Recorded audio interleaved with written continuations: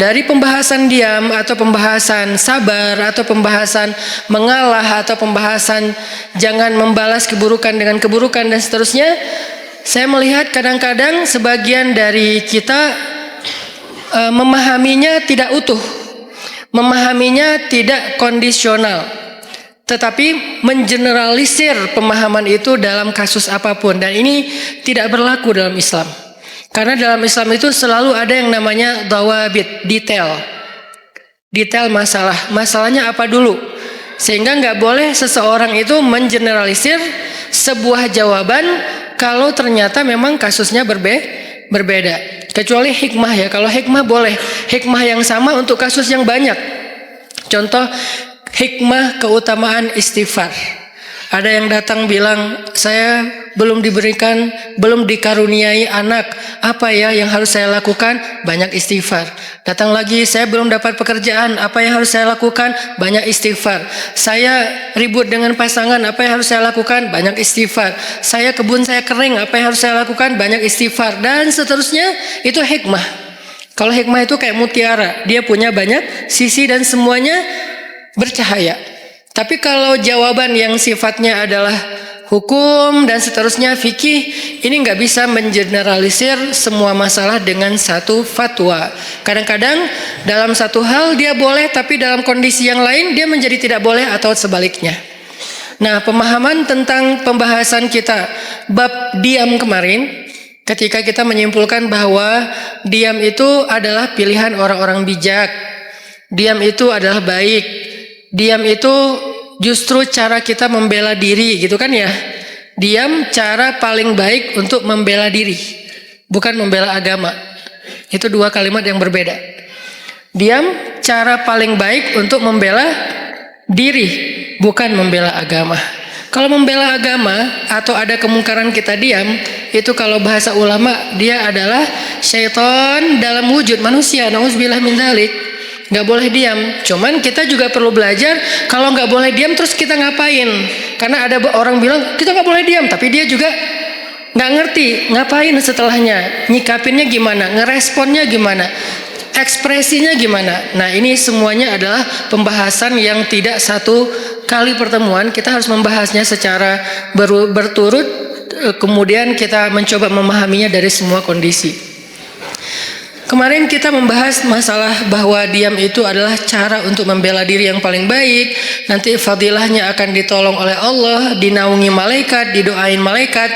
Itu hanya berlaku kalau yang dicela, difitnah, dibully, dihina, apalagi dicaci, di hate speech adalah personal pribadi kita. Berlaku kalau yang dihina itu adalah pribadi kita. Walaupun tetap kemarin saya tegaskan pilihan sikap bukan hanya diam. Kita boleh bersikap dengan merespon. Seperti yang saya cerita, ada Rachel dia merespon, tapi dengan cara agak easy going, santai gitu, nggak terlalu emosional. Itu juga boleh. Atau kita mengambil sikap menjelaskan, tabayun bahasa yang sering kita dengar, itu juga boleh. Atau kita mengambil sikap marah. Atau ada orang ya, jangan kita lah ya. Kalau dalam kasus ini ada orang mengambil sikap marah, dia tersinggung. Kita harus memaklumi karena dia manusia biasa, selama marah dan tersinggungnya tidak berlebihan. Jadi ini banyak pilihan sikap. Tapi di antara semua pilihan sikap itu, ternyata pilihan diam menjadi salah satu yang terbaik. Salah satu yang terbaik, bukan satu-satunya. Sehingga nanti kalau ada ustadz lain atau ada anggapan lain mengatakan ini pilihan yang terbaik ketika kita lagi disakiti secara pribadi, itu juga mungkin salah satunya. Saya nggak mau mengatakan, mengklaim satu-satunya yang terbaik itu adalah yang saya katakan. Enggak, salah satunya. Ternyata diam adalah salah satu pilihan sikap paling baik dan paling insya Allah luar biasa hasilnya kalau kita sedang mengalami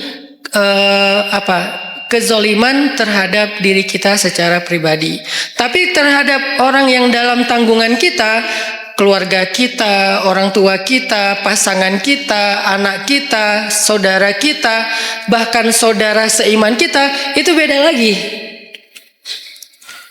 Karena kalau misalnya ada saudara seiman kita disakiti, kita diam, berharap terus nanti malaikat akan mendoakan kita. Ini kayaknya ini agak klise ya. Enggak seperti itu pemahamannya. Kalau saudara seiman kita dizolimi, disakiti, maka berlakulah hadis Nabi, tolonglah saudaramu yang zalim atau yang terzolimi. Yang zalim atau yang terzolimi. Para sahabat bertanya, ya Rasulullah, menolong saudara kami yang terzolimi, kami mengerti, maklum, itu sesuatu yang semua orang insya Allah memaklumi. Maklum itu bahasa Arab, maklum. Tapi menolong saudara kami yang menzolimi, itu gimana? Kata Nabi, cegah dia dari perbuatan zalim, berarti engkau telah menolong dia. Ini artinya menolong saudara kita yang dalam keadaan terzolimi, teraniaya, difitnah, disakiti. Kita boleh menolongnya, kita boleh merespon, kita boleh membela, tapi dengan cara-cara yang juga harus ada di dalam etika moralnya seorang yang beriman. Tapi kalau diri kita, maka contoh-contoh yang saya angkat kemarin rata-rata lebih ke sikap dia kalau dia pribadi yang disakiti. Ada siapa kemarin? Maryam. Ada Aisyah nanti di surat An-Nur. Ketika Aisyah dituduh selingkuh dengan Sofwan, Aisyah diam. Maryam dituduh berzina, nggak punya suami tapi punya anak. Maryam diam. Nah ini artinya yang dituduh, yang disakiti itu adalah personal orangnya, sehingga sikap orang itu adalah diam setelah dia mencoba untuk tabayun sewajarnya. Sekali, dua kali, setelah itu tidak dilanjutkan karena sudah dijelaskan, sehingga tidak berlanjut dengan perdebatan. Itu adalah tutorial diam dalam kondisi ketika kita sedang disakiti. Lalu bagaimana kalau misalnya yang dibully, yang difitnah, yang dicela, yang dihina itu adalah agama, bukan pribadi kita, tapi agama. Contoh yang bagian dari agama udah nggak bisa dipisahin itu pertama adalah masalah Allah sebagai Rabb, sembahan, pencipta, pemilik, pemelihara, harapan kita, tempat kita bergantung, pokoknya dengan segala keluasan makna Rabb. Kalaupun nggak utuh, agar mudah dipahami kita menyebutnya Tuhan. Walaupun itu bukan kalimat yang bisa menjelaskan secara utuh dari makna Rabb. Tapi setidaknya sedikit menjelaskan kepada kita, oh Allah berarti Tuhan. Kalau Allah sebagai Tuhan yang dicela gimana? Kalau Nabi sebagai Rasulullah, kekasih Allah, teladan kita, kekasih kita yang dicela gimana? Kalau syariat yang dicela gimana? Kadang-kadang bukan dicela secara langsung, tapi dibikin jadi tidak berharga. Itu juga mencela kan? Ada hal yang sakral dalam agama dibilang sesuatu yang biasa aja. Ini nih sesuatu pencelaan dengan cara yang tidak langsung terhadap agama.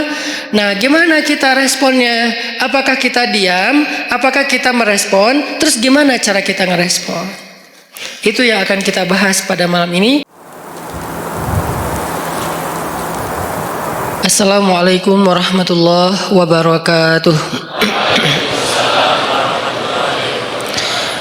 Alhamdulillahirabbil alamin. Alhamdulillahilladzi hadana lihada wa ma kunna linahtadiya laula an hadana Allah. Asyhadu an la ilaha illallah wahdahu la syarika lah wa asyhadu anna Muhammadan abduhu wa rasuluhu la nabiyya ba'dah. Rabbana la tuzigh qulubana ba'da idh hadaitana wa hab lana min ladunka rahmah innaka antal wahhab. Allahumma salli wa sallim wa barik ala sayyidina wa habibina wa azimina wa nabiyyina Muhammad. Rabbi syrah li sadri wa yassir li amri wa halul 'uqdatan min lisani yafqahu qawli. Teman-teman sekalian, alhamdulillah kita panjatkan kepada Allah Subhanahu wa taala untuk nikmat yang Allah berikan kepada kita, kepada bangsa Indonesia. Dan mudah-mudahan kita juga sebagaimana diberikan nikmat, tapi juga Allah memberikan kita kemampuan untuk bisa mensyukuri nikmat Allah. Karena nikmat yang tidak disyukuri itu akan berujung dengan malapetaka dan penyesalan. Sebaliknya, ujian yang disabari itu akan berujung dengan kenikmatan. Jadi nggak hanya bisa kita merasa gembira dan merasa nyaman dengan nikmat yang Allah kasih. Karena nikmat yang Allah kasih kepada kita, kalau tidak diiringi dengan rasa syukur, dengan ekspresi syukur yang tepat, justru nikmat itu akan sedikit demi sedikit membawa kita kepada kehancuran. Dan ketika waktu kehancuran itu Allah tetapkan, maka kita hanya bisa menyesal dan menjadi orang yang rugi. Baik itu secara personal maupun secara sebuah bangsa. Kalau bangsa ini diberikan nikmat kemerdekaan, bangsa ini diberikan nikmat untuk bisa keluar dari banyak masalah, banyak tekanan, banyak peristiwa-peristiwa besar termasuk pada tanggal 30 September dan seterusnya, lalu kita tidak mampu mensyukurinya dengan ekspresi syukur yang benar, maka justru nikmat-nikmat yang sudah banyak Allah berikan kepada bangsa ini akan diganti menjadi kebinasaan dan malapetaka. Na'udzubillahi min dzalik. Itu pernah dialami oleh orang-orang sebelum kita. Jadi ini bukan sekedar wacana, bukan sekedar nakut-nakuti, bukan sekedar persepsi subjektif, tapi ini udah dialami oleh orang-orang sebelum kita. Makanya Al-Quran sendiri yang maha benar selalu mengangkat sejarah sebagai contoh. Padahal Allah cukup mengatakan jangan kayak gitu. Artinya apa yang Allah larang itu udah pasti rugi. Tapi kenapa Allah habis bilang jangan kayak gitu, Allah bilang seperti orang-orang sebelum kalian yang pernah begini lalu mereka merugi. Karena Allah ingin kita belajar dari sejarah. Dulu ada satu negeri yang sangat subur di Yaman. Negeri itu sampai diistilahkan dengan baldatun thayyibatun. Baldatun yang negeri yang thayyibah, yang semua yang tumbuh itu adalah baik, nggak ada yang nggak baik.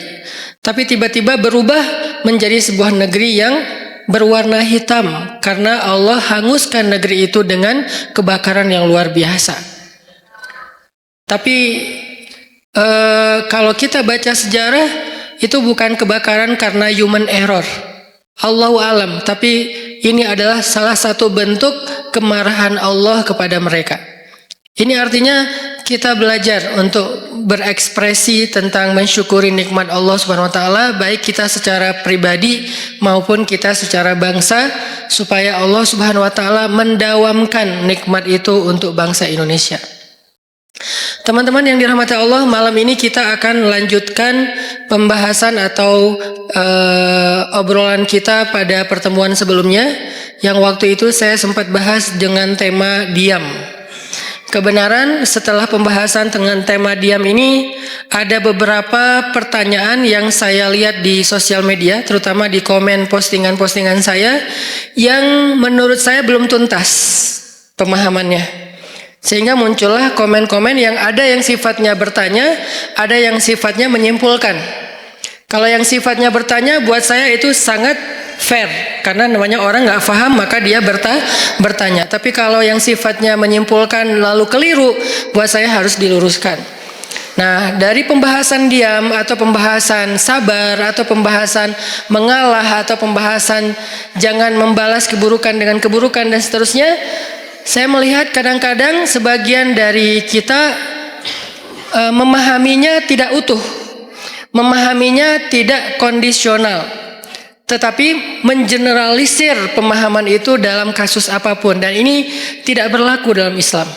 Karena dalam Islam itu selalu ada yang namanya dhawabit, detail masalah. Masalahnya apa dulu? Sehingga nggak boleh seseorang itu mengeneralisir sebuah jawaban kalau ternyata memang kasusnya berbeda. Kecuali hikmah ya. Kalau hikmah boleh. Hikmah yang sama untuk kasus yang banyak. Contoh, hikmah keutamaan istighfar. Ada yang datang bilang, saya belum dikaruniai anak. Apa ya yang harus saya lakukan? Banyak istighfar. Datang lagi, saya belum dapat pekerjaan. Apa yang harus saya lakukan? Banyak istighfar. Saya ribut dengan pasangan. Apa yang harus saya lakukan? Banyak istighfar. Kebun saya kering. Apa yang harus saya lakukan? Banyak istighfar. Dan seterusnya, itu hikmah. Kalau hikmah itu kayak mutiara. Dia punya banyak sisi dan semuanya bercahaya.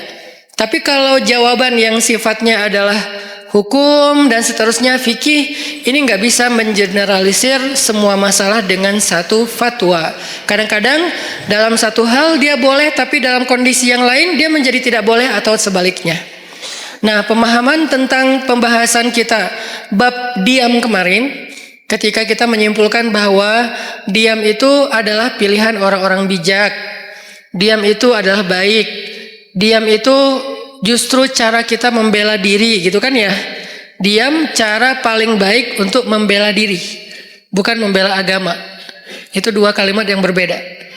Diam cara paling baik untuk membela diri, bukan membela agama.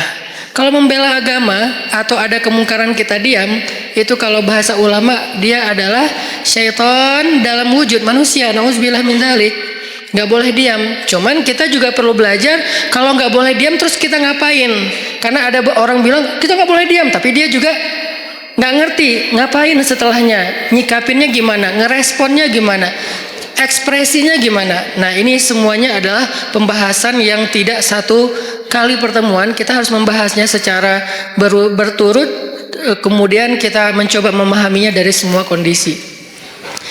Kemarin kita membahas masalah bahwa diam itu adalah cara untuk membela diri yang paling baik. Nanti fadilahnya akan ditolong oleh Allah, dinaungi malaikat, didoain malaikat. Itu hanya berlaku kalau yang dicela, difitnah, dibully, dihina, apalagi dicaci, di hate speech adalah personal pribadi kita. Berlaku kalau yang dihina itu adalah pribadi kita. Walaupun tetap kemarin saya tegaskan pilihan sikap bukan hanya diam. Kita boleh bersikap dengan merespon. Seperti yang saya cerita, ada Rachel dia merespon, tapi dengan cara agak easy going, santai gitu, nggak terlalu emosional. Itu juga boleh. Atau kita mengambil sikap menjelaskan, tabayun bahasa yang sering kita dengar, itu juga boleh. Atau kita mengambil sikap marah. Atau ada orang ya, jangan kita lah ya. Kalau dalam kasus ini ada orang mengambil sikap marah, dia tersinggung. Kita harus memaklumi karena dia manusia biasa, selama marah dan tersinggungnya tidak berlebihan. Jadi ini banyak pilihan sikap. Tapi di antara semua pilihan sikap itu ternyata pilihan diam menjadi salah satu yang terbaik. Salah satu yang terbaik, bukan satu-satunya. Sehingga nanti kalau ada ustadz lain atau ada anggapan lain mengatakan ini pilihan yang terbaik ketika kita lagi disakiti secara pribadi, itu juga mungkin salah satunya. Saya nggak mau mengatakan, mengklaim satu-satunya yang terbaik itu adalah yang saya katakan. Enggak, salah satunya. Ternyata diam adalah salah satu pilihan sikap paling baik dan paling insya Allah luar biasa hasilnya kalau kita sedang mengalami kezoliman terhadap diri kita secara pribadi. Tapi terhadap orang yang dalam tanggungan kita, keluarga kita, orang tua kita, pasangan kita, anak kita, saudara kita, bahkan saudara seiman kita, itu beda lagi. Karena kalau misalnya ada saudara seiman kita disakiti, kita diam, berharap terus nanti malaikat akan mendoakan kita, ini kayaknya ini agak klise ya. Enggak seperti itu pemahamannya. Kalau saudara seiman kita dizolimi, disakiti, maka berlakulah hadis Nabi, tolonglah saudaramu yang zalim atau yang terzolimi. Yang zalim atau yang terzolimi. Para sahabat bertanya, ya Rasulullah, menolong saudara kami yang terzolimi, kami mengerti, maklum, itu sesuatu yang semua orang insya Allah memaklumi. Maklum itu bahasa Arab, maklum. Tapi menolong saudara kami yang menzolimi, itu gimana? Kata Nabi, cegah dia dari perbuatan zalim, berarti engkau telah menolong dia. Ini artinya menolong saudara kita yang dalam keadaan terzolimi, teraniaya, difitnah, disakiti. Kita boleh menolongnya, kita boleh merespon, kita boleh membela, tapi dengan cara-cara yang juga harus ada di dalam etika moralnya seorang yang beriman. Tapi kalau diri kita, maka contoh-contoh yang saya angkat kemarin rata-rata lebih ke sikap dia kalau dia pribadi yang disakiti. Ada siapa kemarin? Maryam. Ada Aisyah nanti di surat An-Nur. Ketika Aisyah dituduh selingkuh dengan Sofwan, Aisyah diam. Maryam dituduh berzina, nggak punya suami tapi punya anak, Maryam diam. Nah ini artinya yang dituduh, yang disakiti itu adalah personal orangnya, sehingga sikap orang itu adalah diam setelah dia mencoba untuk tabayun sewajarnya. Sekali dua kali, setelah itu tidak dilanjutkan karena sudah dijelaskan, sehingga tidak berlanjut dengan perdebatan. Itu adalah tutorial diam dalam kondisi ketika kita sedang disakiti. Lalu bagaimana kalau misalnya yang dibully, yang difitnah, yang dicela, yang dihina itu adalah agama, bukan pribadi kita, tapi agama. Contoh yang bagian dari agama udah nggak bisa dipisahin itu, pertama adalah masalah Allah sebagai Rabb, sembahan, pencipta, pemilik, pemelihara, harapan kita, tempat kita bergantung, pokoknya dengan segala keluasan makna Rabb. Kalaupun nggak utuh, agar mudah dipahami kita menyebutnya Tuhan.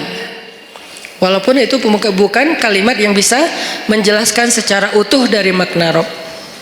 Tapi setidaknya sedikit menjelaskan kepada kita, oh Allah berarti Tuhan. Kalau Allah sebagai Tuhan yang dicela gimana?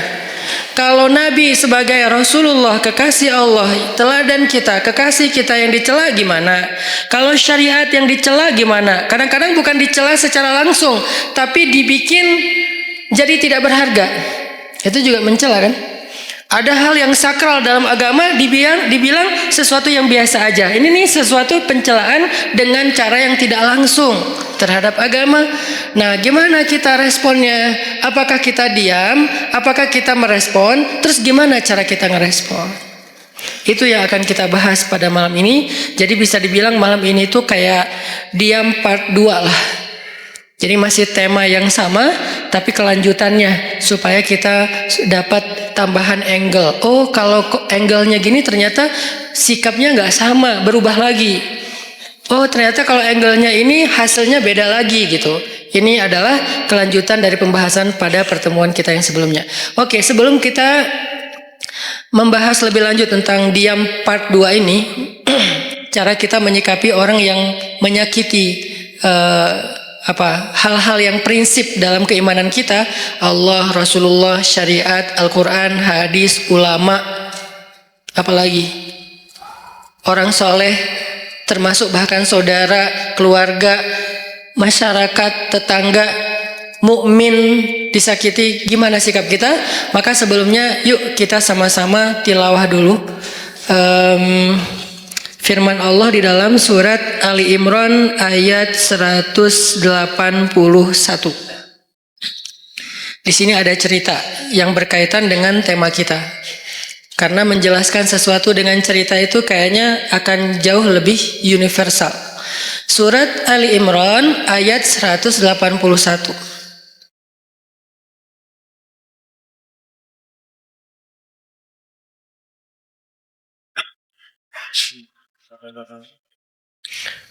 Seratus 181. A'udzu billahi minasy syaithanir rajim. Silakan.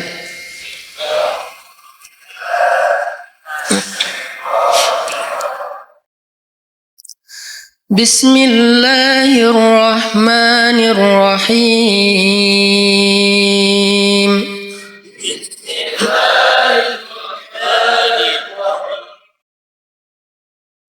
لقد سمع الله قول الذين قالوا إن الله فقير. لقد سمع الله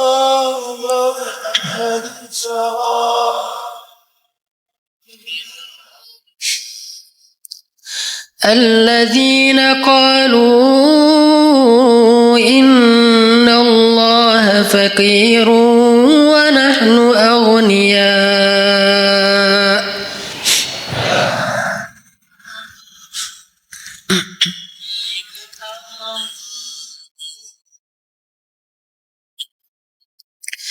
سنكتب ما قالوا وقتلهم الأنبياء haqq.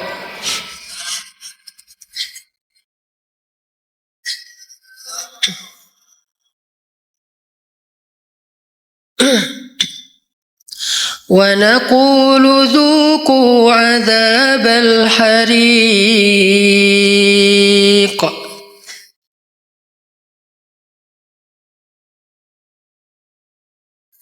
ذلك بما قدمت أيديكم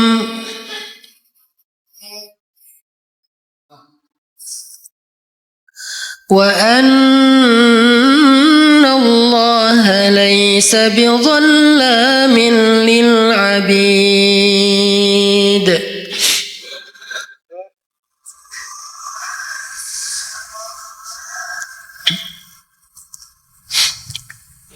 Nah, sebelum kita baca terjemah, saya pengen ceritain dulu sedikit adegan yang berkaitan dengan ayat ini.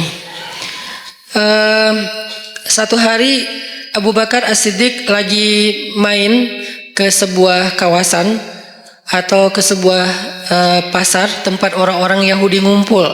Jadi kayak di Madinah itu kan ada orang Islam sama orang Yahudi kan hidup berdampingan. Cuman seringnya orang Yahudi ini bikin masalah.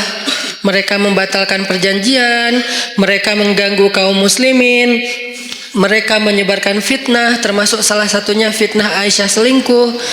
Akhirnya satu demi satu kabilah Yahudi itu kemudian diusir oleh Nabi karena berkali-kali melanggar perjanjian. Maka jadilah kota Madinah itu hanya tinggal kaum muslimin saja. Tadinya Islam di Madinah itu sangat berdampingan dengan orang Yahudi karena dasarnya Islam itu kan rahmatan alamin ya, nggak mau ngerecokin orang, nggak mau ganggu orang, itu Islam banget tuh.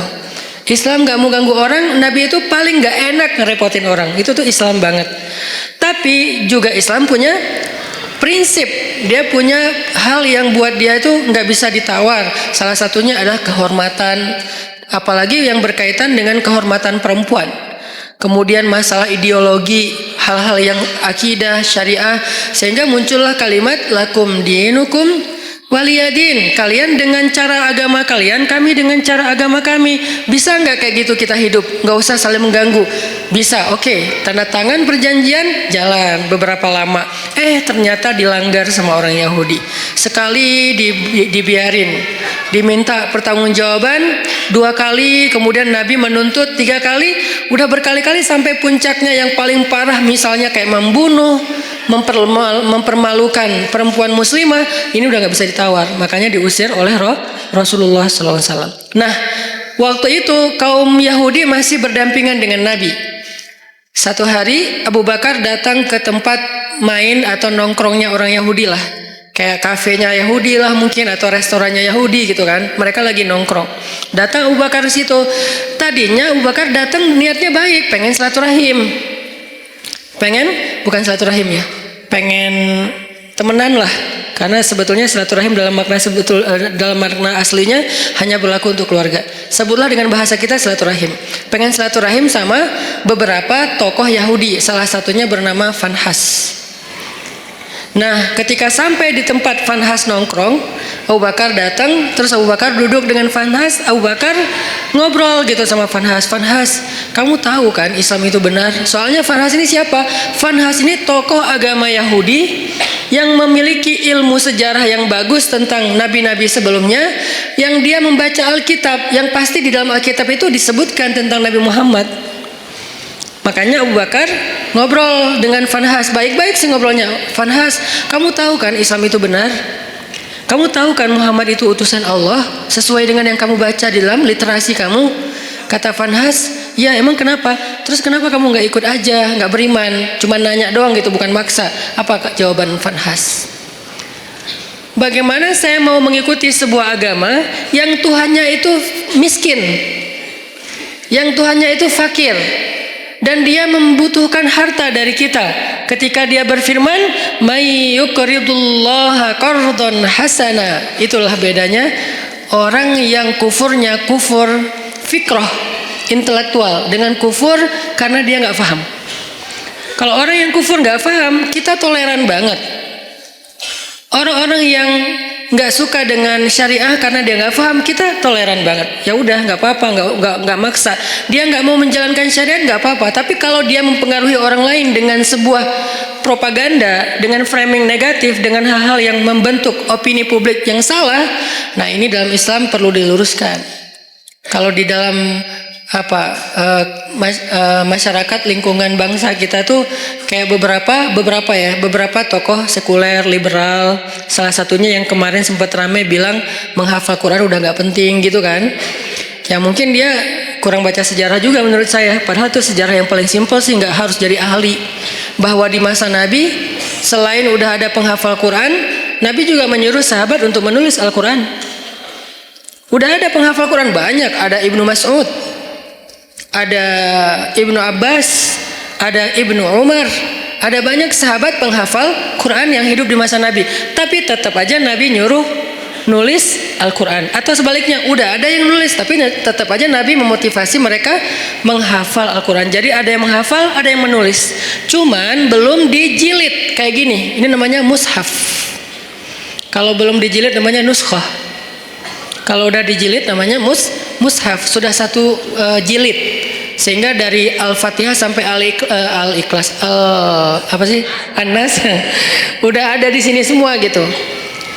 Baik berbentuk fisik ataupun berbentuk platform digital kayak yang di handphone dan seterusnya. Dulu di masa Nabi belum dijilid, masih lembaran-lembaran yang terpisah. Ada yang ditulis di kulit binatang, ada yang ditulis di pelepah pohon, ada yang ditulis di batu. Sehingga sahabat-sahabat itu mendapatkan Al-Quran nggak utuh 30 juz. Lagian kan Al-Quran belum turun 30 juz kan? Baru turun sejuz, 5 juz, 10 juz, kan bertahap tuh sampai akhirnya turun total sebelum Nabi wafat 30 juz. Sehingga sahabat kalau baca Quran ada yang cuman di rumahnya itu 2 lembar, ya udah itu aja terus yang dibaca, soalnya dia nggak hafal. Ada sahabat yang baca Quran 1 juz, ya udah itu aja yang dihafal, yang dibaca. Baru kemudian dijilid pada masa Abu Bakar As-Siddiq atas inisiatif dari Umar bin Khattab. Kata Umar, ya Abu Bakar, kenapa nggak kita jilid aja Al-Quran supaya nggak berceceran di mana-mana? Kata sahabat yang lain, ya Umar, gimana kita mau melakukan sesuatu yang tidak dilakukan Nabi? Ini pertanyaan sering muncul kan sekarang. Ngapain kita lakukan sesuatu yang nggak dilakukan Nabi? Kata Umar, seandainya Nabi masih hidup, pasti Nabi akan mengatakan ini baik. Kalau bahasa orang yang lebih fanatik lagi sekarang, tapi kan Nabi nggak melakukan. Seandainya itu baik, kenapa Nabi nggak ngelakuin? Berarti apa yang Nabi nggak lakuin berarti nggak baik. Nah ini nih pemikiran nggak terbuka. Umar itu orang yang sangat open minded banget, sehingga dia banyak nyampein gagasan-gagasan yang justru kayak sesuatu yang baru gitu di zaman itu. Lalu akhirnya setelah disyurakan oleh para sahabat, mereka sepakat bahwa ini baik, maka dilakukanlah proses penjilidan Al-Quran pertama di masa Abu Bakar. Kemudian diulangi lagi, lebih teratur lagi di masa Utsman bin Affan. Karena di masa Utsman itu ada semacam polemik soal tata cara membaca Al-Quran, karena banyaknya orang non-Arab yang masuk Islam, lalu mereka salah dalam membaca ayat-ayat secara huruf, secara baris. Kalau baris saja masih mending, ini hurufnya salah. Kenapa huruf bisa salah Ustadz? Karena dulu Al-Quran itu tulisannya nggak ada titik. Kalau sekarang kita nyebut Arab gundul itu nggak ada baris ya. Kalau dulu tuh lebih gundul lagi. Bukan hanya nggak ada baris, tapi nggak ada titik. Jadi shin dengan sin itu sama-sama nggak punya titik. Shad dengan dot itu sama, nggak ada titik. Lo dengan to sama, nggak ada titik. Ba, ta, sa sama, nggak ada titik. Jadi linusabbita bihi fuadak bisa dibaca linubayyina bihi fuadak. Jauh kan? Linusabbita bihi fuadak, untuk kami teguhkan hatimu dengannya, bisa dibaca linubayyina bihi fuadak, untuk kami perjelas maksud di dalam hatimu dengannya. Itu jauh banget perbedaannya. Kenapa? Karena tidak ada titik. Akhirnya banyak orang non-Arab yang masuk Islam di masa Utsman salah membaca huruf. Jadilah Al-Quran itu agak banyak kesalahan, dan itu rame yang membaca dengan cara yang salah. Akhirnya Utsman berinisiatif untuk mengumpulkan lagi cara baca yang tadinya 10 huruf menjadi 1 huruf. 1 huruf menjadi 10 qiraat, dan seterusnya. Itu pokoknya rumit lah pokoknya. Sejarahnya rumit. Intinya di zaman Nabi itu udah ada smartphone dalam bentuk tulisan di lembaran-lembaran? Atau kenapa tetap dianjurkan menghafal Quran?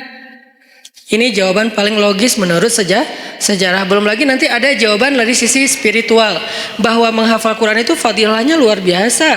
Kita tuh dapat mahkota di padang mahsyar. Hanya orang yang tidak beriman atau ragu dengan janji Allah dan Rasul yang gak peduli dengan hal kayak gini, bahwa nanti dia akan pakai mahkota cahaya di padang mahsyar, dia bisa menyelamatkan 10 keluarganya. Gak bisa nyelamatin saudara kita, keluarga kita 10 orang dengan membawa smartphone. Di padang mahsyar, ya Allah, di smartphone saya nih ada Al-Quran, boleh gak saya selamatin keluarga saya? Jangankan keluarga, mantan aja gak bisa. Coba gimana? Jadi memang ada fadilah tertentu, walaupun kita mungkin yang ngomong kayak gini juga belum tentu hafal Al-Quran dengan ayat yang banyak, tapi setidaknya saya tuh selalu respect banget sama yang menghafal Quran dan menganjurkan. Sampai anak saya sekarang tiga-tiganya sekolahnya khusus tahfiz, karena saya berharap mereka nggak seperti saya yang baru serius ngafal Quran pas udah gede. Mereka harus tuntas dulu Al-Quran, sisanya boleh belajar sains, belajar apapun lah. Kan dulu ulama-ulama saintis Islam itu hafiz ya rata-rata ya. Jadi kayak ngafal Quran tuh bukan buat mereka, bukan karena mondok, bukan jurusan agama. Itu emang udah kayak jadi jadi budaya yang soleh di antara masyarakat Islam. Aisyah pondok tahfiz, Maryam pondok tahfiz yang pulangnya sebulan sekali. Yang saya cerita, saya juga kadang-kadang bete gitu, gak bisa ketemu anak, tapi harus sabar. Yahya masuk TK tahfiz. Yang dari TK itu udah mulai belajar tahsinnya pakai bahasa Arab, bukan pakai bahasa Indonesia. Dia menghafal huruf pakai bahasa Arab. Yang saya pernah sekali tampilin di YouTube ya, yang alifun Allah kayak gitu-gitulah. Saya juga nggak hafal, dia hafal. Artinya saya respect banget dan berharap banget anak-anak menghafal Quran untuk nyelamatin saya nanti di akhirat gitu. Karena saya ngerasa kayak siapa tahu kalau saya belum pantas masuk surga dan belum cukup amalnya, disyafaatin oleh pastinya setelah Rasulullah SAW adalah anak yang hafiz. Gak bisa pakai smartphone, gak bisa pakai Google Drive untuk menyelamatkan keluarga kita di padang mahsyar, apalagi dapat mahkota. Tapi menyimpannya di smartphone, Google Drive, boleh-boleh aja, ikhtiar kita untuk memudahkan mendapatkan Al-Quran ketika mau dibaca. Gak masalah pakai smartphone, cuman menghafal dia pasti punya kelebihan sendiri. Satu huruf yang dihafal itu pasti beda. Nah, ini adalah orang-orang yang pemikirannya membahayakan, ngaco. Nah, Fanhas sama. Orang-orang yang tidak beriman, tapi dia mempengaruhi orang lain dengan kesalahpahaman terhadap kebenaran. Itulah Fanhas. Sehingga dia mengatakan Allah itu fakir, kami itu kaya. Dan itu bukan kata saya loh ya, kata Fanhas. Orang-orang yang awam kan gampang percaya yang gini-gini. Karena Allah berfirman, "May yuqridullaha qardan hasana fayudha'ifahu ad'afan katsira." Siapa yang meminjamkan harta terbaiknya kepada Allah, nanti Allah ganti berlipat ganda. Kalimatnya meminjam. Makanya saya kan pernah posting, yuk kita pinjamkan harta kita kepada Allah. Ada yang komen kan, Allah kok minjam? Ini Ustadz makin lama makin aneh ngomongnya, ngelantur ke sana kemari. Itu bukan kata-kata saya, kata Al-Quran. Tapi kalimat meminjam di sini bukan Allah nggak punya harta. Apa maksud dari kalimat meminjam di sini? Allah pengen ngejamin bahwa harta kita itu nggak hilang, cuma dipinjam bentar, entar dibalikin lagi. Itu maksudnya. Kalau Allah minta kan berarti hilang dong. Kalau Allah pinjam entar dibalikin lagi, dan Allah itu nggak pernah ingkar janji. Ditambah lagi ada kalimat Allah ngebalikinnya nggak sesuai dengan yang dipinjam, dibalikin berlipat kali, berkali lipat. Karena tadi kebalik jadi kebalik juga kata-katanya, dibalikin berkali lipat. Nah di situ juga dikritisi sama si Fanhas. Kata Fanhas, kalau gitu Allah menggunakan sistem riba dong. Kan kita nggak boleh riba. Allah melarang kita riba, tapi dianya sendiri pakai cara riba. Gara-gara dia lagi butuh duit, nggak punya harta, minjam ke kita biar kita mau, akhirnya dia pakai cara riba. Nggak fair dong Allah kalau kayak gitu. Marah Abu Bakar. Langsung ditonjok sama Abu Bakar Fanhasnya. Gubrak. Wah, Abu Bakar aja yang selama ini kalem, diam aja. Orangnya sabar kalau dirinya yang kebayang nggak ketika di Mekah Abu Bakar itu dikeroyok orang gara-gara ngebelain Nabi. Sampai saking dahsyatnya mereka mengeroyok Abu Bakar, itu wajah Abu Bakar tuh hancur dan nggak dikenali. Kamu siapa? Abu Bakar. Kok jadi gitu? Mukanya tuh hancur. Abu Bakar terima digituin. Tapi ketika Allah dihina sama Fanhas, wah itu digebukin terus-terusan sama Abu Bakar sampai Fanhas dibela rame-rame, terus Abu Bakar pulang. Fanhas datang ke Rasulullah SAW bilang, ya Muhammad, lihat nih apa yang dilakukan sahabat kamu kepada saya. Ini yang kamu bilang Islam, yang katanya damai segala macam. Siapa yang melakukan itu? Abu Bakar. Rasulullah aja nggak percaya. Abu Bakar? Kalau Umar, Nabi percaya. Karena Umar kan orangnya tegas, keras kan, ghalidun syadid, itu julukan Umar, keras dan tegas. Umar sampai ada yang datang ke rumah Umar nanya tentang satu masalah. Kata Umar, kenapa kamu tanya ke saya? Kan ada Rasulullah di tengah-tengah kita. Jadi nggak boleh nanya fatwa hukum tentang agama kepada seseorang ketika ada Nabi di situ, tuh nggak boleh. Salah fatal. Sama kayak kita ada ulama, nanyanya yang bukan ulama, nggak boleh nanya ke ulama aja. Makanya ketika kita nanya tentang agama bukan ke ulama, padahal di bangsa Indonesia ini banyak ulama, kita tuh udah salah. Jadi nanya aja udah salah, pasti jawabannya lebih salah. Walaupun benar tetap salah. SOP-nya nggak kayak gitu. Nah ada orang datang ke Umar nanya tentang agama. Kata Umar, kenapa kamu nggak nanya ke Rasul? Masa nanyanya ke saya? Kata dia, saya udah datang ke Rasul. Terus apa jawaban Rasul? Jawaban Rasul saya nggak berkesan. Maksudnya kayak bukan itu yang saya harapin. Dia kayak maksa gitu, pengen jawaban sesuai harapan dia. Kan ada orang kayak gitu kan. Nanya pengen nemu jawaban sesuai harapan. Kalau nggak nemu nanya lagi ke ustadz yang lain. Sampai nemu yang mengatakan, oh ya udah ini halal. Baru dibilang, tuh kan kata saya juga. 9 ustadz bilang haram, 1 ustadz bilang halal, dia ambil yang 1. Nah ini masih mending lah sesama ustadz. Ini mah Rasul. Rasul udah kasih jawaban, tapi saya nggak cocok gitu. Makanya saya tanya kepada kamu. Menurut saya kamu bijak. Dipuji-puji Umar. Apa yang dilakukan Umar? Kata Umar, ya udah tunggu sebentar ya. Dia masuk, keluar bawa pedang. Udah dihunuskan pedangnya. Bukan bawa pedang dalam sarungnya, dihunuskan pedangnya. Ini nih jawaban saya nih, langsung kabur tuh orang. Itu Umar.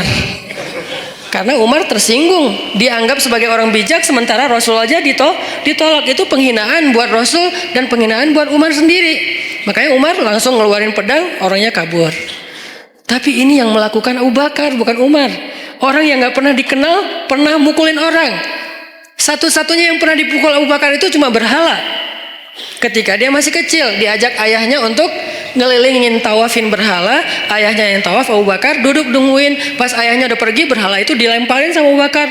Lo ngapain sih orang-orang tawaf ke lo, padahal gak bisa ngapa-ngapain. Itu Abu Bakar, salah satu sahabat, walaupun sedikit sekali jumlahnya, sahabat yang gak pernah syirik bahkan di masa sebelum Islam. Abu Bakar salah satunya. Abu Bakar, Khadijah, Ali. Ini orang-orang yang dari sebelum Islam pun mereka nggak pernah syirik, nggak pernah nyembah berhala. Tapi yang lain pernah lalu bertaubat dan masuk Islam, kemudian menjadi lebih baik. Abu Bakar yang melakukan. Rasulullah, Abu Bakar, dipanggil Abu Bakar. Lalu Nabi nanya baik-baik karena ini Abu Bakar nih, orang yang wibawa, orang yang baik hati, orang yang lembut. Nggak boleh langsung dipercayai aja nih omongan, apalagi nih Fanhas yang ngomong.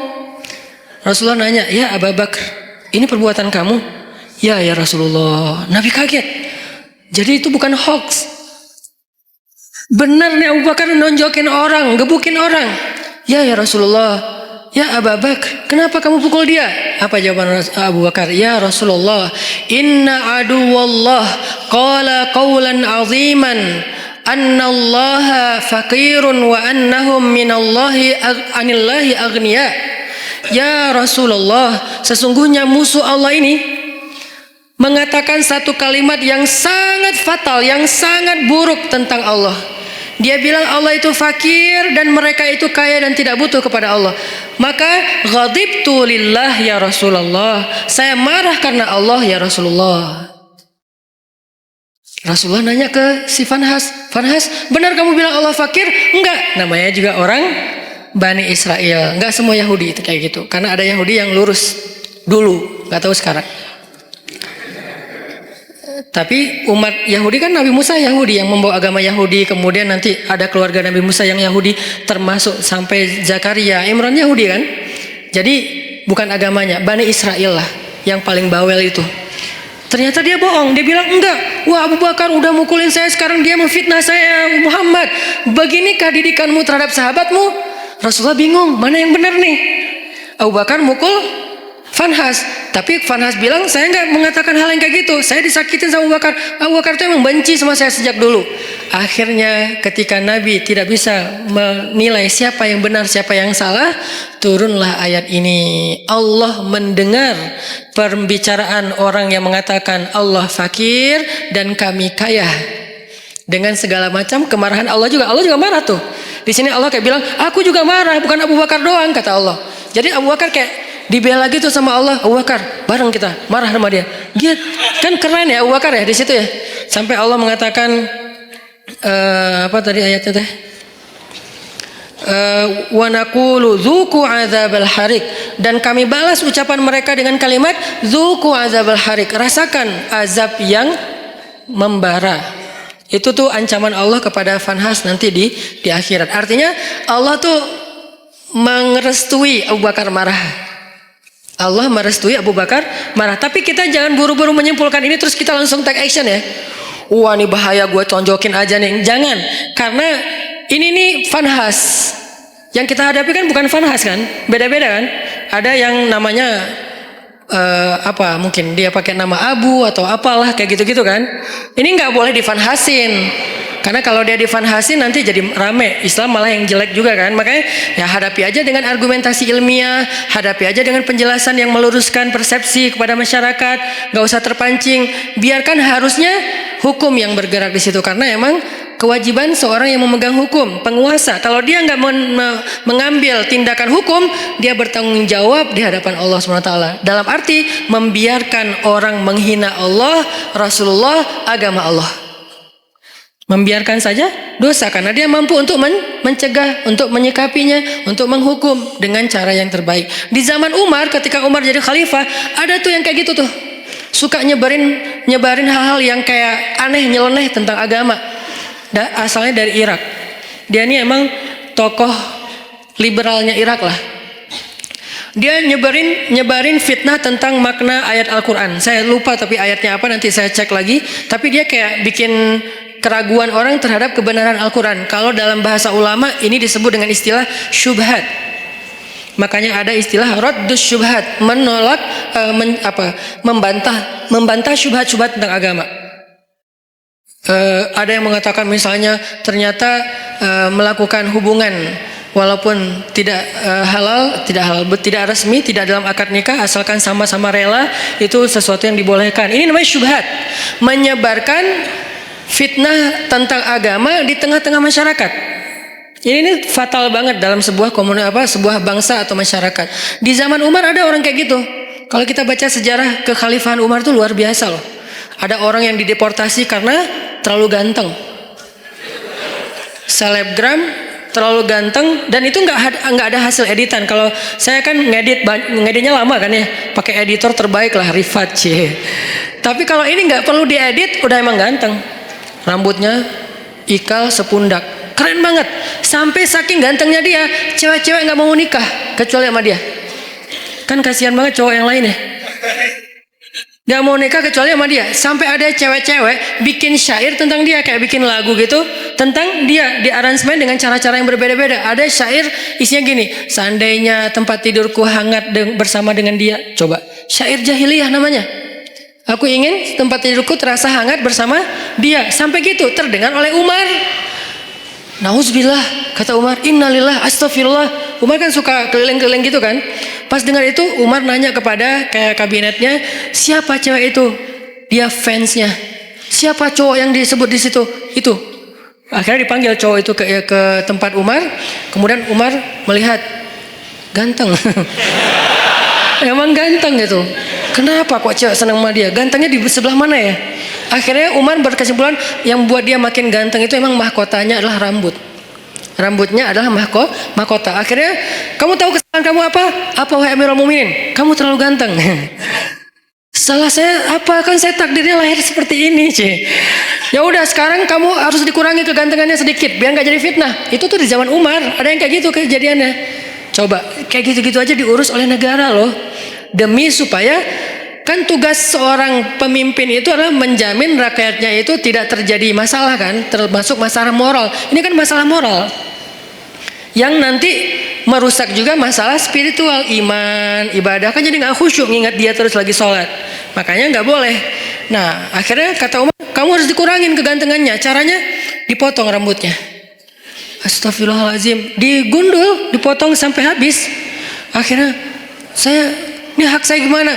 Hak kamu adalah kamu akan dibayar oleh negara. Gara-gara dipotong rambut dibayar oleh negara. Akhirnya dia dipotong rambut. Besok datang lagi karena rambutnya udah habis kan, malu kan rambut udah habis.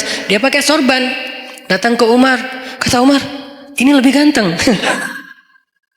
Ternyata pakai sorban malah lebih keren lagi gitu. Aduh, Umar bingung nih gimana diapain. Masa dibuka sorbannya, kasihan, mempermalukan. Islam itu menjaga banget hak orang lain, gak mau mempermalukan. Dia tetap rambutnya dihabisin, tapi jangan dibiarin kelihatan orang banyak karena itu malu. Soalnya itu kayak aib kalau di Arab rambutnya pelontos gitu, itu aib. Sehingga akhirnya dikasihlah sorban. Malah makin ganteng. Umar bingung. Akhirnya Umar memutuskan dia harus dideportasi ke sebuah kampung yang isinya nenek-nenek. Kampung itu nenek-neneknya pas dia datang, gitu. Kan parah juga nih nenek-nenek. Akhirnya dia dideportasi ke luar negeri yang kampungnya isinya orang ibu-ibu tua, yang dia atas tindakan itu dia digaji oleh pemerintah. Ini adilnya Islam, hukum tegak tapi fair. Hukum tegak tapi fair. Dia nggak hanya dideportasi terus biarin dalam keadaan terlunta-lunta, enggak. Dia dikasih gaji oleh pemerintah. Tapi dia sendiri di tempat yang terasing. Tiba-tiba ibunya di kota Madinah datang ke Umar dan mengatakan, celaka engkau wahai Amirul Mukminin. Kenapa saya celaka ibu? Kata Umar. Karena engkau duduk bersama anak-anakmu, putra-putramu, dan engkau bersama dengan mereka dalam keadaan nyaman, bahagia, tapi engkau memisahkan saya dengan putra saya. Siapa putra ibu? Fulan _ Fulan. Oh, yang selebgram itu? Iya. Ya udah, ibu maunya apa? Saya jauh dari putra saya kangen dengan putra saya. Kamu tahu nggak sih rasanya kangen gitu kan? Terus gimana maunya ibu? Saya pengen ketemu putra saya. Ya udah, akhirnya diputuskan oleh Umar, ibunya juga ikut dengan anaknya tinggal di sana, dibiayai oleh negara. Itu tuh masa kekhalifahan Umar, sampai hal-hal kayak gitu diurus. Termasuk laki-laki yang dari Irak tadi, orang sekuler Irak yang pengen ngacak-ngacak pemikiran umat Islam tentang Al-Quran. Dia mengatakan, ini lihat nih ayat nih kayak gini-gini. Tapi dia ngomongnya kemana? Dia ngomongnya di pasar, bukan di majelis para ulama, bukan di masjid, di pasar. Karena kalau di pasar kan jarang ada ulama nih, sehingga orang percaya aja sama dia, sama omongannya. Dipanggil sama Umar, tahu nggak kesalahan kamu apa? Apa? 2. 1. Kamu sudah menyebarkan fitnah agama di tengah-tengah masyarakat sehingga mereka ragu tentang Al-Quran. 2. Kalau kamu nggak ngerti ayat itu, harusnya kamu tanya kepada ulama, bukan nanya kepada orang awam. Atas kesalahan yang fatal ini, maka saya hukum kamu dengan dicambuk. Karena dia udah nyebarin banyak fitnah. Orang sampai ragu nggak mau lagi baca Quran. Orang menganggap Al-Quran itu nggak otentik segala macam. Itu kan banyak kan obrolan orang sekuler tentang kayak gituan. Akhirnya dicambuk dan diancam. Kalau kamu masih melakukan hal yang sama, maka saya akan berikan hukuman yang lebih berat. Akhirnya dia pulang ke Irak dan sejak itu dia taubatan nasuha. Itu terjadi. Nah, Fanhas kayak gitu banget. Yang nyebarin fitnah tentang agama Allah. Allah fakir, Allah itu riba, dan seterusnya dan seterusnya. Sehingga akhirnya Allah turunkan ayat tadi dan Allah membela Abu Bakar As-Siddiq. Nah, kalimat yang saya pengen kita renungkan dari kalimatnya Abu Bakar itu apa? Ghadibtu lillah ya Rasulullah. Saya marah karena Allah ya Rasulullah. Apa pelajarannya di sini? Ternyata Islam itu juga menganjurkan marah. Menganjurkan cinta, menganjurkan maaf, menganjurkan sabar, menganjurkan tersinggung, menganjurkan marah, menganjurkan membalas. Ada semuanya, tapi kondisinya berbeda-beda, konteksnya berbeda-beda. Kalau kita salah konteks, nggak jadi ajaran Islam lagi. Itu yang harus kita pelajari. Jadi bukan hanya agama cinta, tapi juga ada anjuran untuk supaya kita marah dalam kondisi tertentu. Bagaimana nggak marah ketika ada seorang perempuan muslimah dihina, dibuka auratnya, dilecehkan? Masa kita nggak marah? Rasulullah aja marah ketika ada perempuan muslimah lagi belanja di masjid, di pasar, belanja di pasarnya Yahudi, Terus dilecehkan sama cowok-cowok anak muda Yahudi. Diapain? Roknya tuh diikat pakai tali, digantung ke tiang gitu. Pas dia jalan kan kesingkap karena ketarik tali kan, sehingga auratnya kelihatan. Dia malu, nangis. Dibela, digunting tuh tali sama seorang laki-laki pemuda muslim. Digunting talinya. Marah orang-orang Yahudi yang ngeprank si cewek ini nih. Mereka bilang, lo nggak usah ikut-ikutan, ini bukan urusan lo. Ini saudari saya muslimah, saya harus membela sesama orang yang beriman. Lagian kalian zalim, ini kan kejahatan moral. Kalian nggak punya akhlak kepada perempuan, nggak menghargai perempuan. Terjadi adu mulut lama-lama karena dia sendiri dikeroyok meninggal. Udahlah menghina perempuan, membunuh laki-laki yang mencoba membela perempuan tadi. Nabi langsung marah. Langsung dikumpulkan bala tentara yang kuat-kuat oleh Nabi menuju kepada kabilah itu, dikepung tuh kabilahnya. Setelah dikepung, Nabi memberi mereka kesempatan, 2 pilihan. 1 pergi, 2 perang. Ini namanya marah fisabilillah. Jadi ada jomblo fisabilillah, ada mutusin fisabilillah, ada balikan fisabilillah, semuanya ada fisabilillahnya. Apa maksud saya fisabilillah? Ada jalan yang dibolehkan oleh Allah, ada kondisi yang dibolehkan oleh Allah. Jomblo fisabilillah itu kayak gimana? Jomblo yang sabar, yang tetap istiqomah, yang gak berputus asa dengan berbuat dosa, itu tuh fisabilillah banget. Jadi itu bukan bahasa-bahasa nyeleneh, justru itu sebuah ungkapan sederhana yang di dalamnya tuh terkandung banyak hikmah yang saya harapin kayak gitu. Jadi bukan jihad fisabilillah. Jihad fisabilillah ada juga jihad fisabilillah taghut. Orang yang berjihad bukan karena Allah. Begitu juga dalam urusan yang lain. Ghadibtu lillah ya Rasulullah. Saya marah karena Allah ya Rasulullah.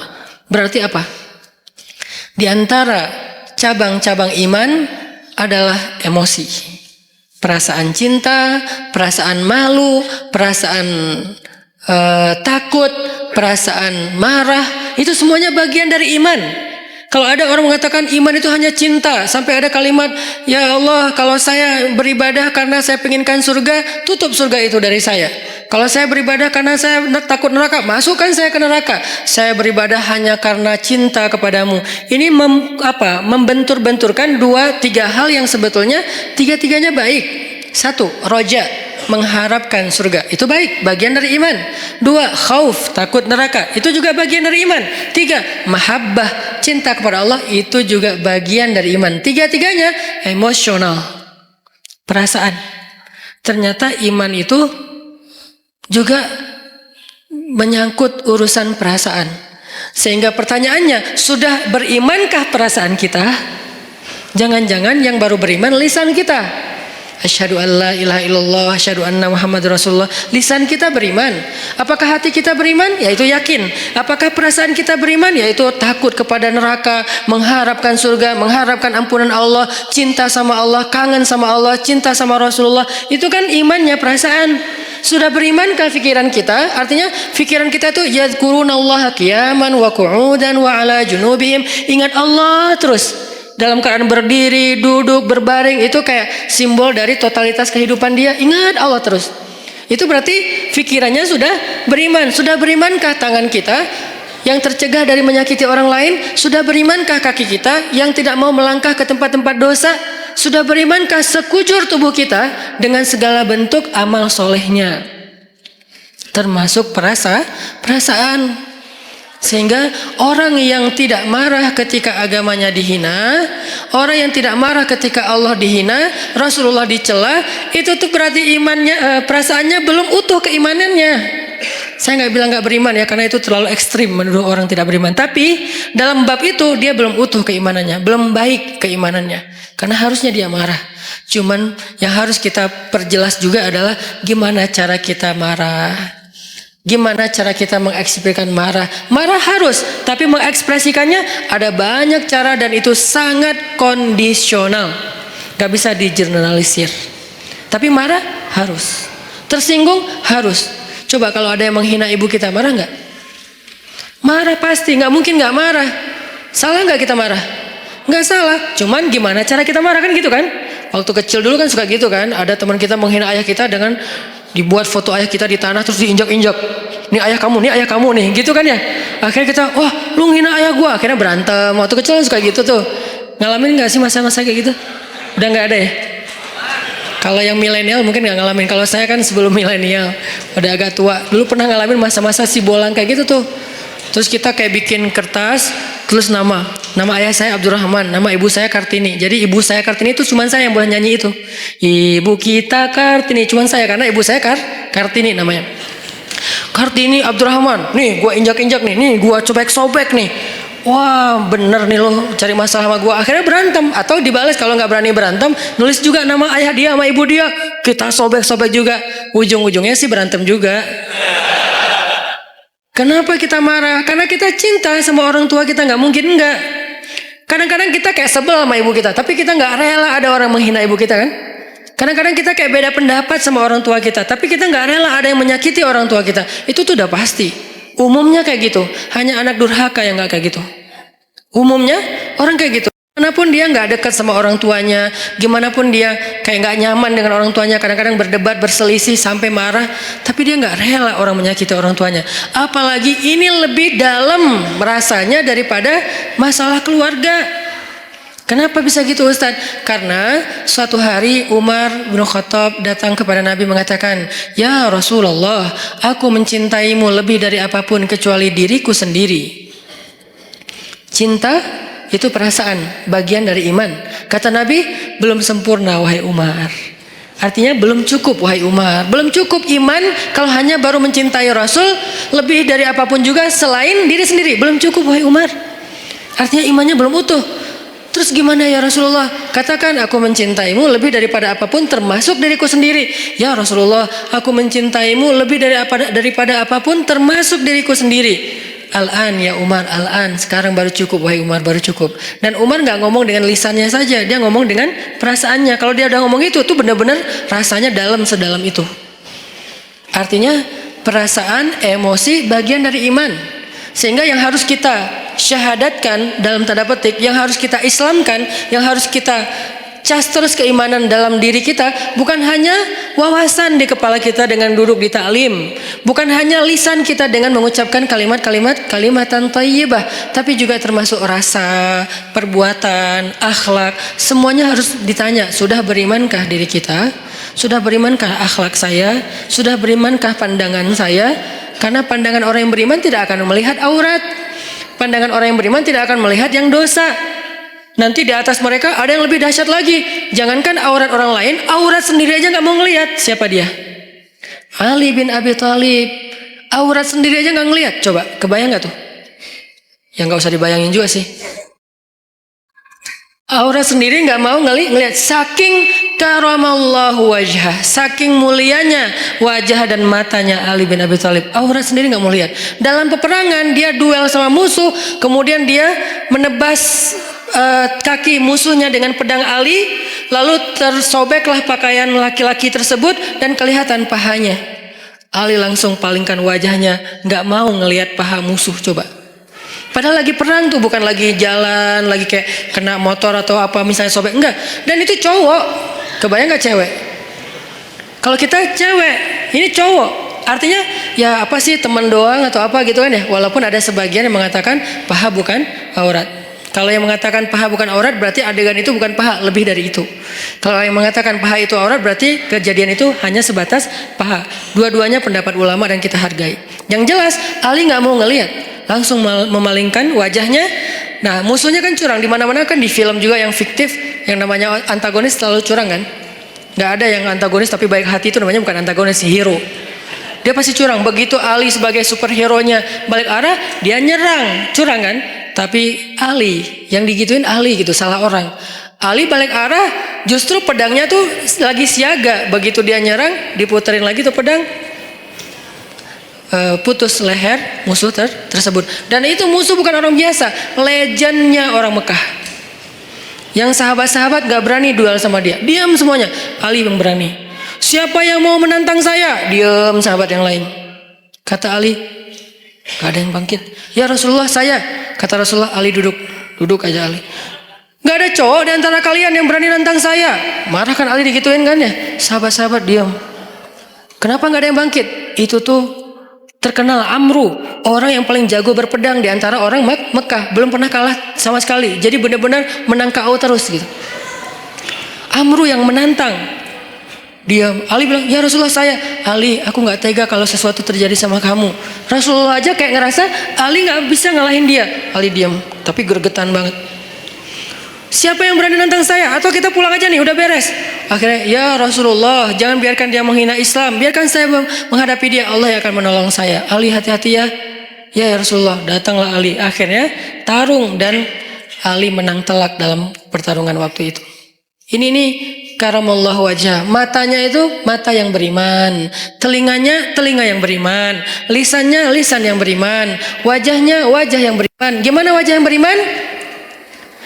La tahkiranna minal ma'rufi syai'a walau antalqa akhaka biwajhin taliq. Janganlah kalian ngeremehin amal soleh walaupun kecil, walau sekedar bertemu dengan saudaramu dengan wajah, bahasa Arab jadi bahasa Indonesia, wajah yang sumringah, wajah berseri-seri, wajah yang happy. Jangan ketemu teman kita cemberut aja. Kamu kenapa? Enggak, emang muka saya emang kayak gini. Nah, kalau itu beda ya. Tapi berusaha untuk tersenyum. Itu tuh wajah beriman. Jadi wajah aja. Ada wajah beriman, ada yang wajah tidak beriman. Wujuhu yauma idzin muswaddat.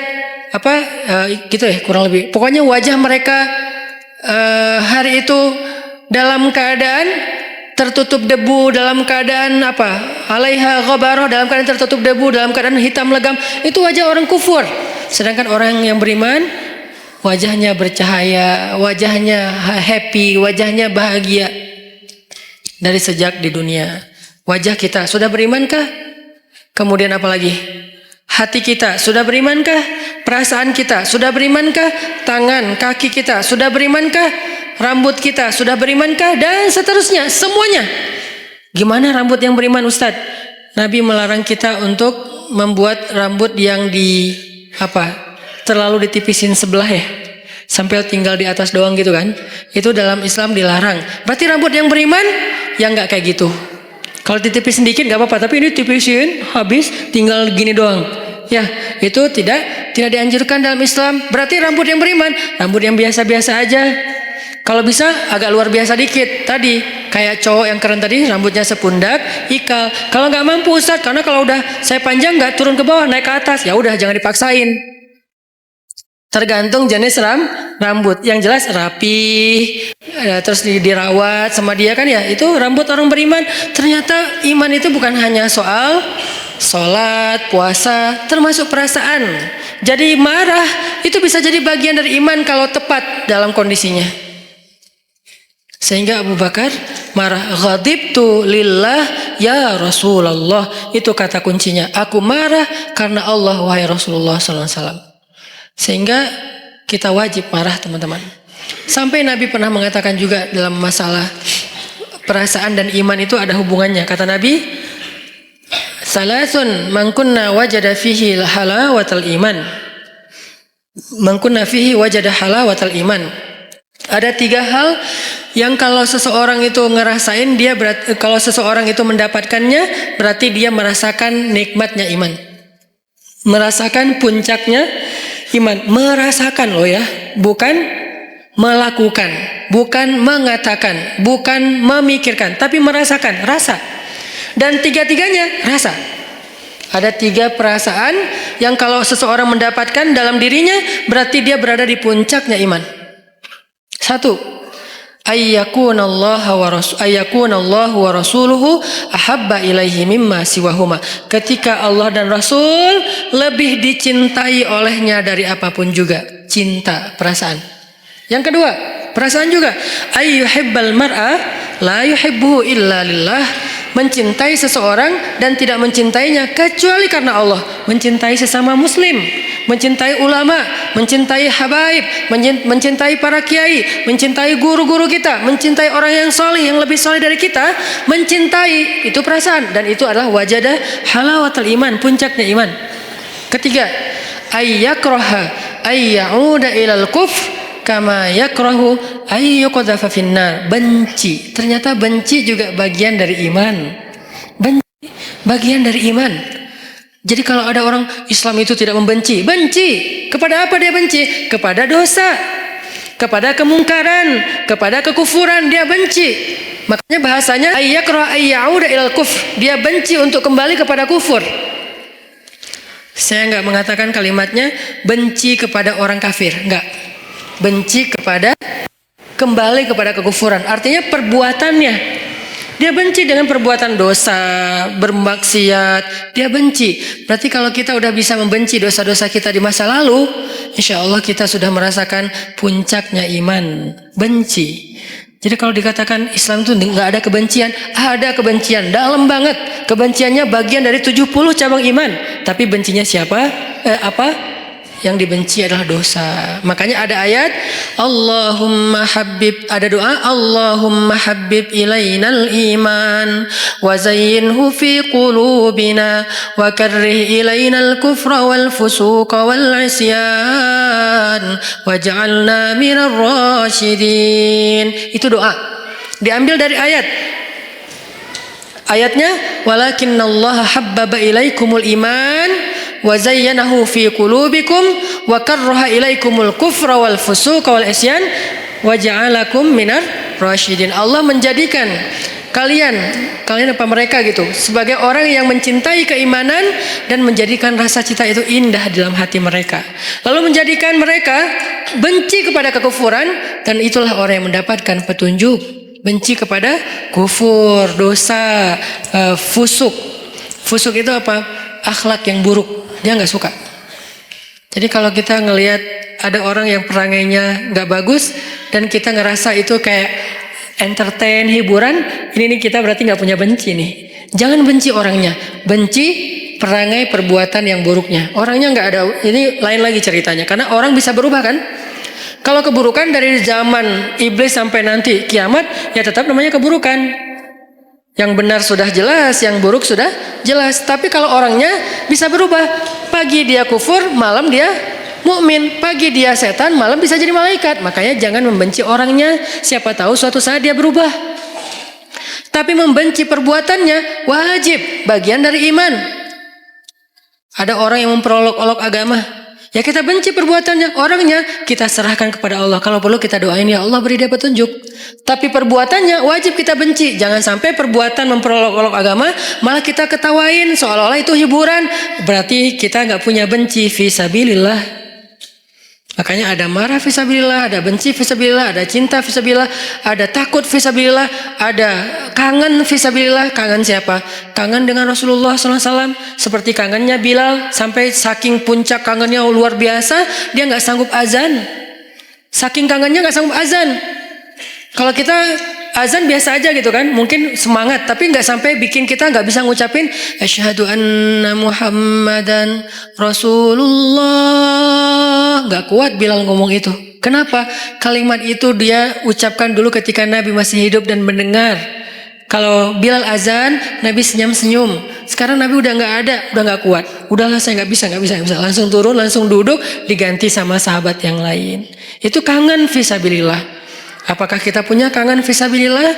Apakah kita punya cinta fisabilillah? Apakah kita punya benci fisabilillah? Apakah kita punya marah fisabilillah? Apakah kita punya memaafkan fisabilillah?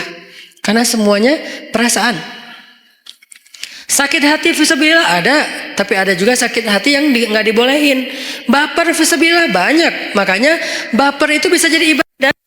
Tergantung konteks. Kan baper itu bawa perasaan kan? Benar nggak sih artinya? Salah satu di antara baper yang berpahala yang gimana? Baper ketika sholat. Allahu Akbar. Idza waqa'atil waqi'ah. Udah mulai baper tuh. Bawa perasaan. Begitu disebutkan tentang orang-orang yang golongan kiri, wah udah nggak kuat lagi. Dia nangis, dia gemeteran. Saking gemeteran lututnya nggak kuat menanggung beban tubuhnya, dia tersungkur. Kharru, tersungkur, lalu dia sujadan, dia sujud, wabukiya, dan dia menangis dalam sujudnya. Siapa dia? Umar bin Khattab, orang yang paling baper dalam sholatnya.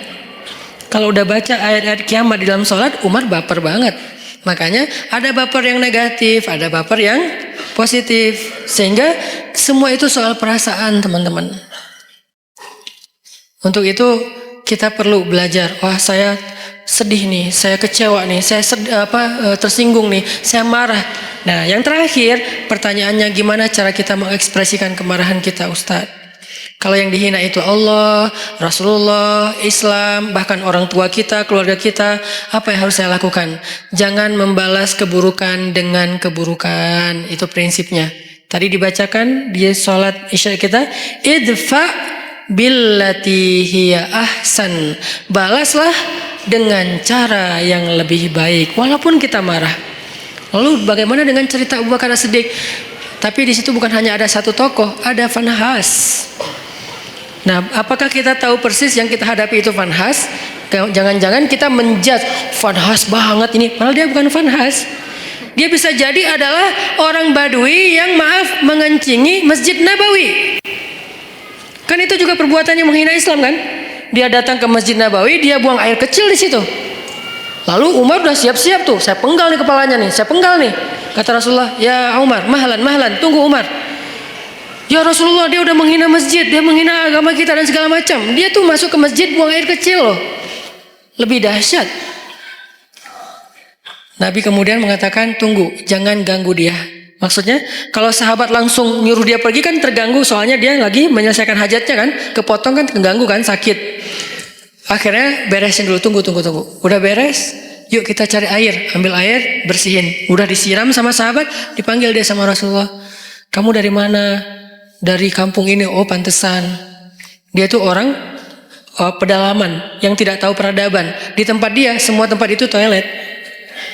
Karena buat mereka tuh kan biasa aja. Maaf ya, di beberapa tempat kita ngeliat kadang-kadang orang buang air sembarangan kan. Karena dia rata-rata orang yang berpendidikan rendah, orang yang mungkin tidak belajar, orang yang belum modern, belum berperadaban. Buat dia biasa aja kayak gitu, malah kadang-kadang gak malu. Nah, laki-laki ini kayak gitu kondisinya, orang jahil, orang badui, orang pedalaman, gak pernah belajar. Dia gak tahu kalau ini tempat suci, dia buang air aja di situ. Ditanya sama Nabi, dari mana? Dari tempat ini. Oh, kamu tahu gak ini tempat apa? Gak tahu. Ini tuh rumah ibadah kami. Di sini kami menyembah Allah, kami belajar, kami duduk di sini, kami menjaga kesuciannya. Tadi kamu sudah mengotori tempat ini. Oh, saya nggak tahu, saya nggak ngerti, maafin saya ya, nggak apa-apa. Terus Nabi ngobrol panjang lebar sama dia, sampai saking baiknya Nabi bisa membuat dia terkesan dengan obrolan Nabi. Akhirnya dia masuk Islam. La ikraha fiddin, tidak ada paksaan dalam agama, tapi yang ada ta'liful qulub, membujuk hati. Kemarin pas saya jalan ke Korea, saya ngobrol sama Chan, sama sekali saya nggak mau ngomongin Islam di depan dia kalau dia belum bertanya. Tapi alhamdulillah sepanjang saya di sana nggak ngomongin Islam sama sekali. Pas pulang baru semalam dia posting foto-foto kita di sana, dia bilang, sekarang saya merasa tertarik untuk belajar Islam setelah bertemu dengan Ustadz Hanan dan keluarga. Ternyata kok asik banget, santai, saya nggak dipaksa, saya nggak dimarah-marahin. Pas saya salah membeli makanan Korea, apa namanya teh? Apa? Bukan samyang. Ya cireng lah pokoknya. Cireng Korea gitu ya. Kimbap. Nah, pas lagi beli kimbap kan ada porknya kan, cuman dia nggak dimasukin ke dalam gulungan kimbap itu, dia kan salah. Tapi saya malah bayarin karena udah terlanjur dibeli, pasti harus dibayar. Akhirnya kalau belum terlanjur dibeli saya nggak akan beli. Tapi karena udah terlanjur dibeli dan pasti Chan akan bayar, saya bayarin. Tapi saya nggak mau makan. Saya ngomong ke dia pelan banget, Chan maaf banget nih. Saya tahu kamu niatnya baik, tapi maaf karena kamu nggak paham tadi itu ada pork di situ. Walaupun nggak dikasih ke sini tetap nggak boleh bagi kami. Maaf ya. Oh ya nggak apa-apa. Dia malah respect. Alhamdulillah sekarang pengen belajar Islam. Walaupun hidayah itu di tangan Allah, bukan di tangan kita. Kita hanya ikhtiar. Akhirnya orang Badui ini masuk Islam. Setelah masuk Islam, dia doa, ya Allah, berilah rahmatmu kepada saya dan kepada Rasulullah, yang lain jangan. Dia sebel sama yang lain. Karena tadi mau dimarahin kan sama yang lain. Kata Nabi, kenapa doanya kayak gitu? Iya Rasulullah, saya sebel sama mereka. Kalau doa yang baik-baik supaya malaikat mendoakan juga kamu dengan kebaikan yang sama. Oh gitu ya Rasul. Ya Allah rahmati saya, Rasulullah dan yang lain-lain juga. Beres kan ya? Ini nih siapa? Ini bukan Fanhas. Ini orang yang belum mengerti tentang kebenaran. Kalau Fanhas ngerti banget. Malah Alkitab, dia ngerti Alkitab, Taurat, Injil, Al-Quran bahkan. Makanya dia tahu ayatnya. Bukan orang biasa, beda sikapnya. Kalau kepada orang kayak gitu, kita memberitahu. Ada orang yang bertanya atau komentar karena dia nggak ngerti, kita jelasin, kita luruskan kalau bahasa saya di komen. Bukan saya marahin, saya luruskan. Kadang-kadang ada teman-teman yang niatnya baik, pengen membela saya, tapi malah marah-marah. Saya juga berharap jangan. Ini Ustaz Hanan, malu nggak lo? Jangan ngomong kayak gitu. Ini mempermalukan orang. Nggak, saya juga cuma ngomong kalau ini tentang saya diam. Kalau tentang Rasulullah, saya luruskan. Kayak gitu bahasanya, saya pilih diksi yang tidak menjudge. Sehingga nanti sikap kita mudah-mudahan mewakili wajah Islam. Walaupun nggak sempurna, soalnya kita manusia biasa ya. Islam sempurna banget, tapi kita nggak sempurna. Setidaknya kita udah berusaha untuk menampilkan wajah Islam terbaik yang kita mampu. Orang baru tertarik. Nah, idfa billatihi ahsan. Balaslah dengan cara yang lebih baik. Ada di surat apa itu? Coba kita buka surat Fussilat, surat ke-41 ayat 34. Idfa billati hiya ahsan. Kalau kita bisa membalas keburukan orang dengan cara yang lebih baik. Maksud cara yang lebih baik itu gimana Ustadz? Bisa jadi orangnya kita pahamkan. Itu kan cara lebih baik kan? Dia menghina Islam, kita nggak menghina dia. Kita nggak menghina agamanya, kita pahamkan. Oh, ini maksudnya. Kalau dia nggak bisa juga, kita coba kebaikannya dengan cara lain. Kadang-kadang ada kebaikannya bukan dengan pemahaman, dengan narasi. Kita kasih dia hadiah kalau ada yang kenal dengan dia. Minimal kita senyumin dulu.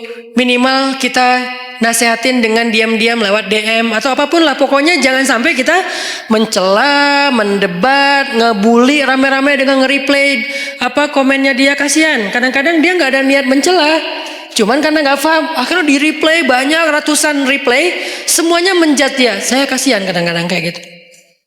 Padahal niat saya tadi pengen meluruskan, tapi di bawah tuh wah macam-macam. Walaupun niatnya baik, tetap caranya belum tepat. Sehingga balaslah dengan billatihi ahsan. Hasilnya apa kalau kita bisa konsisten kayak gitu? Hasilnya faidza alladzi bainaka wa bainahu adawah ka'annahu waliyyun hamim. Bisa jadi kalian yang tadinya bermusuh-musuhan dengan cara idfa billatihi ahsan, membalas dengan yang baik, dia akan menjadi waliyun hamim, pelindung yang sangat setia. Menjadi kawan baik, menjadi sahabat karib, menjadi pelindung yang setia, yang loyal. Itu hasil cara kita marah. Boleh marah tetap, tapi ekspresikan marah itu dengan cara-cara yang justru melahirkan kebaikan. Satu. Cara yang kedua, kalau misalnya kita nggak mampu, ini kan yang paling ideal nih. Saya nggak mau memberikan solusi ideal doang, sementara saya juga nggak selalu bisa kayak gitu. Dan saya manusia biasa. Nanti kalau sesekali teman-teman melihat saya di sosial media kadang-kadang kepancing, itu karena Hanan Attaqi itu manusia, bukan malaikat. Yang saya omongin di sini nggak semuanya mampu saya amalkan. Makanya saya kasih beberapa alternatif. Yang paling tinggi, idfa billati hiya ahsan. Itu haqqa tuqatih, sebenar-benar takwa. Kalau nggak mampu haqqa tuqatih gimana ya Rasulullah, kata sahabat? Kalau nggak mampu haqqa tuqatih, sebenar-benar takwa, Allah berfirman di surat At-Taghabun, fattaqullaha mastata'tum. Bertakwalah kepada Allah semampu kalian. Allah aja kayak gitu coba. Pertama disuruh apa? Sebenar-benar takwa. Dalam kasus ini sebenar-benar takwa adalah balaslah keburukan dengan kebaikan. Itu sebenar-benar takwa. Yang paling ideal udah. Tapi kan kadang kita mampu, kadang enggak kan? Kadang-kadang kita memang benar-benar mampu dan kita kayak takjub gitu. Kok saya bisa ya? Membalas keburukan dengan kebaikan. Di komen negatif, di hate speech, kita balas makasih. Kadang bisa. Kadang orang ngomong baik-baik kita malah marah-marah. Namanya juga manusia. Naik turun imannya. Kalau iman lagi naik jadi malaikat. Kalau lagi turun jadi setan. Kan gitulah kita ya. Sehingga Allah tahu banget lah kita tuh manusia biasa. Sehingga setelah Allah bilang ittaqullaha haqqa tuqatih, bertakwalah dengan sebenar-benar takwa. Salah satu kasusnya adalah balaslah dengan yang lebih baik. Allah katakan fattaqullaha mastata'tum. Kalau nggak bisa, maka bertakwalah kepada Allah semampu kalian. Di akhir surat At-Taghabun. Jadi dua ayat ini saling mengutuhkan. Nah, dalam kasus semampu kita gimana? Coba teman-teman buka Al-An'am.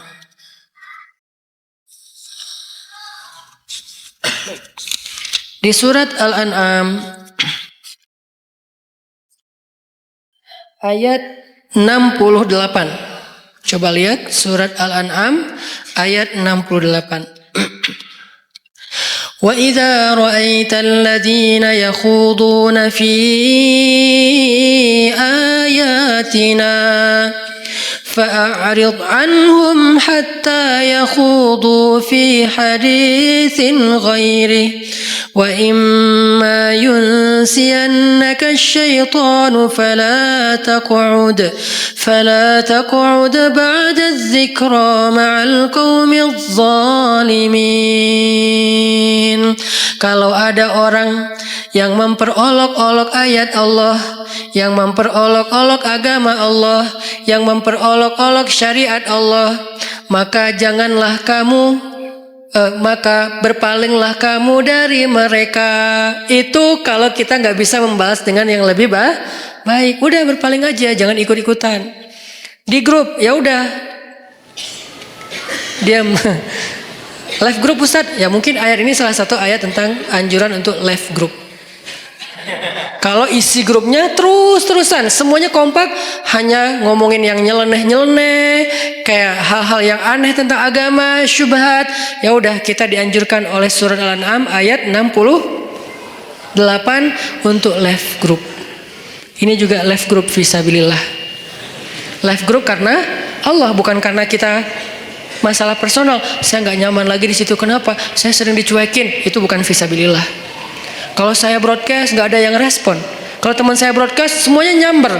Kayaknya mereka nggak senang sama saya. Udahlah saya live aja. Itu tuh bukan fisabilillah. Boleh nggak Ustadz? Boleh. Tapi bukan fisabilillah. Jangan bilang-bilang ini fisabilillah loh ya. Enggak. Tapi kalau isinya ghibah, isinya fitnah, isinya berita bohong, isinya mencela, isinya hal-hal yang nggak penting, bukan nggak penting, hal-hal yang dosa, maka kata Allah, a'rid hanhum, tinggalkan mereka dalam konteks sosmed, live group, unfollow, atau minimal nggak usah terlibat. Terus kata Allah, kalau setan membuat kalian lupa dengan anjuran ini, anjuran untuk pergi ninggalin mereka, maka janganlah kamu tetap di situ ketika kamu ingat. Sampai tegas banget Allah suruh pergi. Kalau kita lupa nih, soalnya kan kita manusia biasa. Mereka ngomong segala macam, kita diam aja. Tapi kita nggak pergi. Nah, kalau kita pas ingat, aduh, oh iya ya, ini udah ngomongin tentang agama yang aneh-aneh nih. Ya udah deh, saya pergi. Nah, pergilah kalau kalian tidak mampu untuk memperbaiki keadaan itu. Ini. Jadi kalau kita nggak bisa memberitahu dengan baik-baik, nggak bisa menjelaskan, kadang-kadang kita kalah jumlah, kita sendiri yang lain rame-rame, dan mereka kayak kuat banget argumentasinya, sombong pula. Kalau argumentatif doang masih bisa lah, tapi ini disertai dengan sombong, kan susah ya. Udah tertutup hatinya, udahlah pergi aja, nggak usah diladenin debatnya. Itu cara kedua. Kalau nggak bisa, idfa billati hiya ahsan. Dua cara inilah yang disebut dengan ittaqullaha haqqa tuqatih. Nggak mampu ya Allah, ittaqullaha mastata'tum, semampu kali. La yukallifullahu nafsan illa wusaha. Itu teman-teman obrolan kita tentang moral yang dikaitkan dengan iman, bab diam part kedua atau jilid kedua, supaya kita paham kapan kita harusnya diam, kapan kita harusnya marah, kapan kita harusnya emosi, takut, benci, suka, segala macam. Itu ada babnya tersendiri supaya tidak salah. Mudah-mudahan ini bisa memperbaiki perilaku kita, behavior kita. Karena saya berharap dakwah saya ini bukan hanya jadi wawasan. Kalau dakwah yang bisa menambah wawasan, teman-teman mendengar ceramah saya sedikit wawasannya. Lebih banyak wawasan dengar ceramah Ustadz Adi Hidayat, Ustadz Abdul Somad. Kalau dengan saya tuh fokus banget dengan daily life. Buat saya kalau hanya wawasan tidak merubah perilaku belum sempurna. Makanya kita bagi-bagi tugas. Ada UAS dan UAH yang mungkin memberi wawasan Islam yang luar biasa. Ada UHA yang memberikan lebih kepada tutorial daily life yang lebih islami, behavior, persepsi, dan seterusnya. Lagian ini tuh praktis insya Allah dalam kehidupan kita di sosial media atau dalam kehidupan sehari-hari.